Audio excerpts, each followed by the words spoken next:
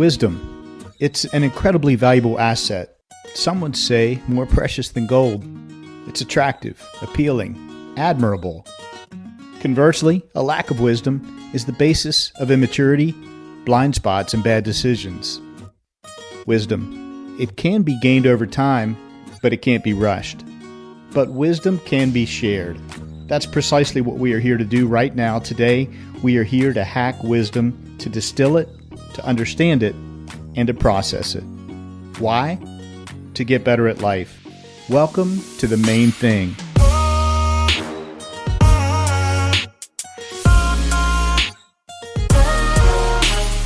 This is your new 9-minute podcast. I'm your host, Skip Linneberg, and I've set out to interview the wisest people I know. We'll see what we can learn from each one when they're faced with an incredibly difficult, soul-piercing question. Welcome to The Main Thing podcast. I'm your host, Skip Linneberg. This is your 9-minute dose of wisdom. My special guest today is Vanessa Liu. Vanessa Liu is a builder. She's a builder of businesses, concepts, networks, and connections. Vanessa presently leads SAP.io Foundries in North America. These foundries are SAP's accelerators for B2B enterprise startups. Early in her career, Vanessa worked in the business consulting world with McKinsey Co, which took her around the world to posts in Amsterdam, London, and New York, where she presently resides. Vanessa has earned degrees in neuroscience and law.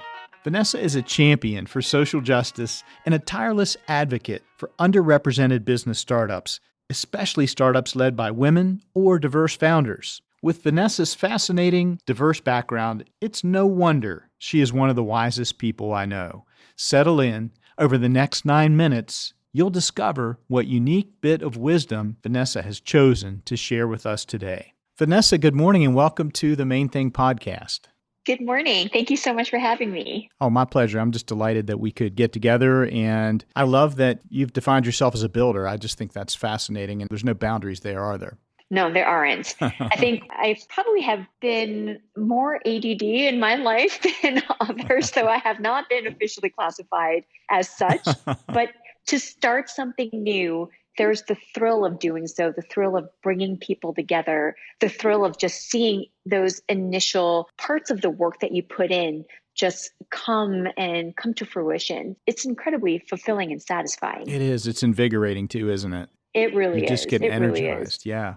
Vanessa, before I get too far ahead of myself, sort of a tradition we have on the Main Thing podcast is to give our listeners the background on how we're connected, how you and I know one another. So care to share that bit of trivia with our audience? So Judy Robinette was the person who connected the both of us. And she ties in to my life. We met last year when she was a speaker at one of the events that I was hosting for startups. And so I am at SAP, where I oversee our early stage accelerators for enterprise startups. And we just thought that she was a fantastic speaker, given her work in helping founders and primarily underrepresented founders. Yes. So about 40% of the companies that we either fund or accelerate are founded by underrepresented founders. Underrepresented meaning women, people of color, LGBTQ, people who have been underinvested in from a tech perspective.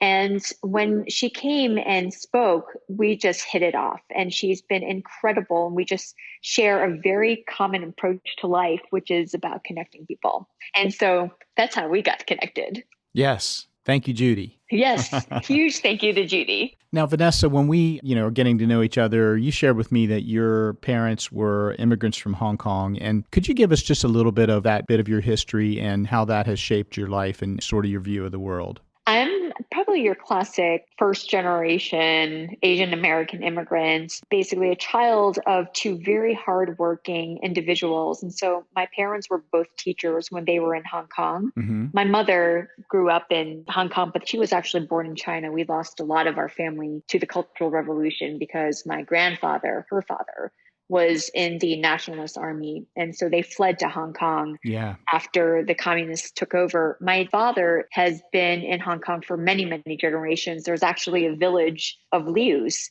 in the New Territories in Hong Kong. And so I love going there because I know that I'm related to everybody there in some way. And we have reunions once every 60 years. And so the last one was about 10 years ago. And so that was an incredible trip where everybody in this large soccer stadium was a Oh relative. my gosh. Wow. Yes, it was incredible. And so we had all these lion dances. Everybody just came from all over the world because there's now a large Liu diaspora. And my parents have been contributing to that diaspora. My father came over in the 60s to the University of Oregon to study.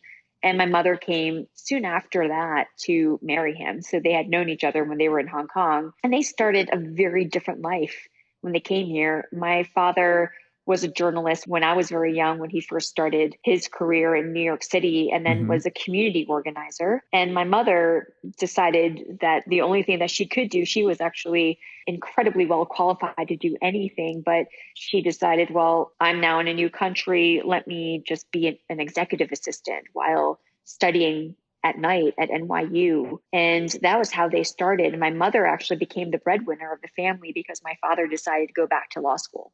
Oh, yeah. And so she was the one who started the stores. And so we had these stores at flea markets on 34th Street selling sunglasses and electronics. And that was where my brother and I used to go on a weekly basis on the weekends to Sure. help out. Oh, fun. And it was really fun. And then also where I just learned, how do you approach people who you just don't know and just ask them if they need help.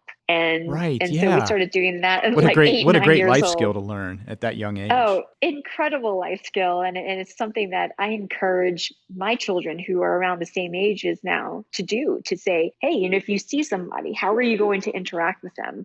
How are you going to foster that connection? And I think that's a critical life skill that you can have for the rest of your life.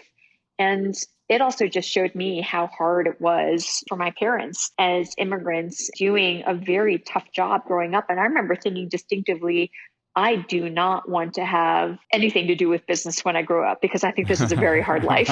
Yeah. Yeah.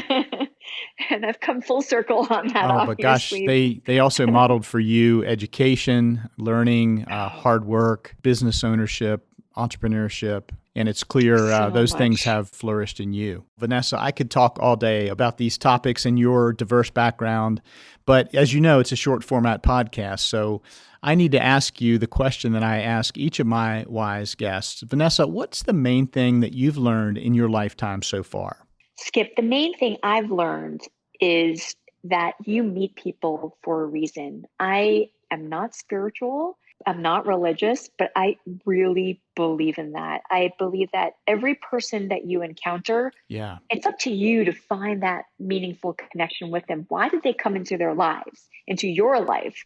I mean, I think about that, for instance, with Judy and Yeah. how she got us to our conversation today. And I think about the people I, for instance, now meet through my children's schools. Like we have very different backgrounds and might not have crossed paths otherwise, but we are together for a reason and we have such a deep connection.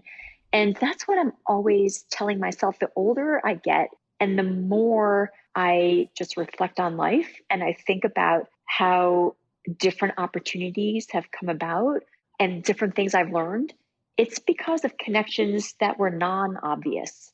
And I know that they were there for a reason. That is so cool. I love that wisdom. It's so rich and so filled with meaning and nuance. And I've got many, many examples of that. It almost comes to mind a concept of soul groups, that there's this higher force that connects our lives and that, as you said, come into our lives for a purpose, that our relationships, our paths cross for a reason. I just love that. Vanessa, I want to ask you, when did you become aware of that? And when did you become aware of the importance of that? When did that sort of crystallize for you? It started probably when I was in my 20s, and I'm married to a Dutch husband. We met because he came over to the States to study in my college, living in my dormitory. And I Mm-hmm. remember when we first were friends, and I was just talking to him about the people that I had in my life. So at that time, I had incredible mentors in an astronaut. So one of the things Oh, I gosh. was really interested in was innovation, as I had shared earlier, and I wanted to become an astronaut. So when I was 14, I was so lucky to have been picked as part of a delegation from NASA to go over to what was then the former USSR and to go over and visit Star City. And we were chaperoned by an astronaut, the late Commander Dave Walker. Oh, how cool. And it was so cool. I mean, it was such a formative experience in my life. And he was such an important role model for me.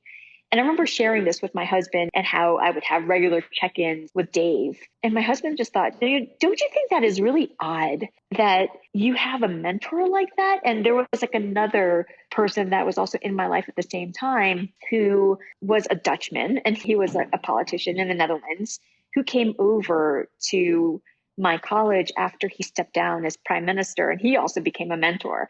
And so my husband, being Dutch, was just like, Vanessa, this is really odd. This doesn't happen. And then I just started thinking, like, well, why does it happen? Is it because these things just present themselves, or is there a purpose to it? And I firmly believe that there is. And there have been instances like that constantly throughout my life. Like one of my closest friends who I've met through my children's nursery school, where, like what you just said, you just have that soul group, that soul connection. And you just know that, you just have that deep connection, and it's just there for you to explore. I love it. I love it. Vanessa, thank you so much for being with me on the Main Thing podcast today. This has just been a fabulous conversation. It's been a bright spot in my day, and you've put a smile on my face, and I thank you. Oh, thank you so much. I feel the same. Wow, 9 minutes is up. That goes by incredibly fast, doesn't it? Time flies when you're hacking wisdom. I hope you're left wanting more. Sync up with us again next time on The Main Thing for 9 more minutes of wisdom.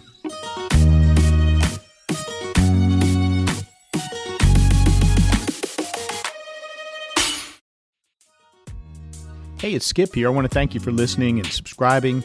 If you want to show your support for the Main Thing podcast, I'm excited to let you know that we now have a merchandise store. So if you want to get some Main Thing merch, just go to teespring.com/themainthing.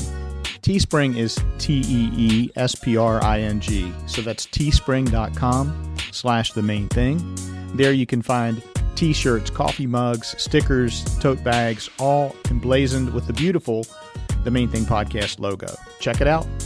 Go get some merch. Thank you in advance.